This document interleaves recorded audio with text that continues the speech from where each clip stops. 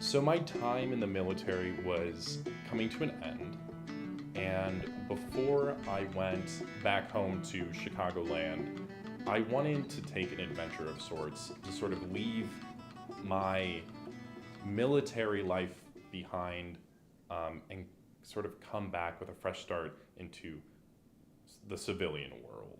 And so I was going to go up the east coast of the UK, then I was going to hop over to the west side and come all the way back down. I am an Anglophile through and through.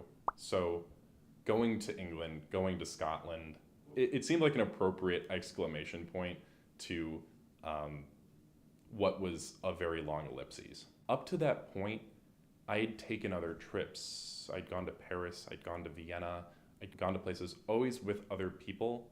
When you're alone, you just find other people that are looking for a conversation or something like that, and you talk to them.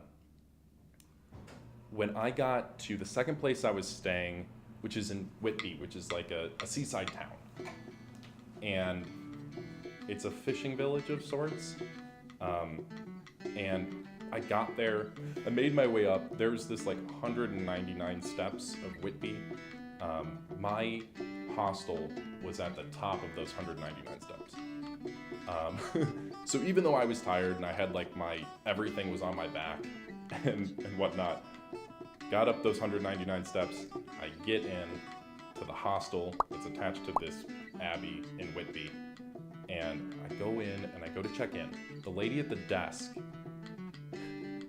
said, "You're welcome to go up to your room, but I just want to give you a warning. There's probably a guy named Don McLaughlin up there.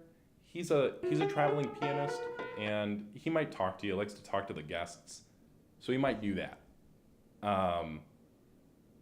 So I was like, "Okay, that's fine, whatever. I just need a bed right now," and make my way up to the room, and lo and behold, Don McLaughlin is sitting on a bed, just sort of singing to himself.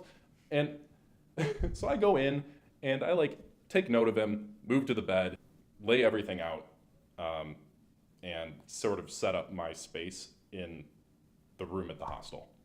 And then I guess I was curious. So I walked over and I'm like, "Hi, you're Don?" And he's like, "Oh, that's me." And he talked to me for like 20 to 30 minutes, completely talking my head off the entire time, about who he was and his passions and everything. And he finished with a restaurant recommendation, for a place to get fish and chips in Whitby. And I took him up on that, and I got to the place. And it's worth mentioning, Don himself is probably in his 70s. When I got to this place, it was the type of place that people in their 70s go to eat, but I went there and I ate, and I got back, and a new person was at the desk, the counter when I got back, and he's like, "Oh, hey, welcome to Whitby and whatnot. Where did you eat tonight?" And I was like, "Well, I ate at this place." He's like, "Don told you to eat there, didn't he?" And I was like, yeah, Don did.